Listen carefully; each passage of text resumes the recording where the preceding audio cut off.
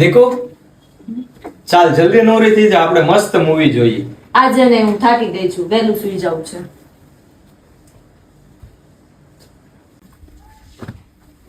દેખો ચાલ ને આજ આપણે બહાર જમવા જઈએ. ખાલી ખોટો હું ખર્ચો કરવો, અને એમ પણ મેં ઘરે બનાવી નાખ્યું છે.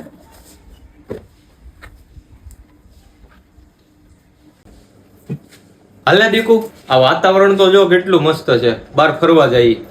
શું જરૂર છે એટલો ખર્ચો કરવાની? પૈસા બચાવીને રાખશો ને તો ફ્યુચરમાં આપણને જ કામ લાગશે, અને આ વરસાદમાં પલળશું ને તો બીમાર પડશું એ અલગ.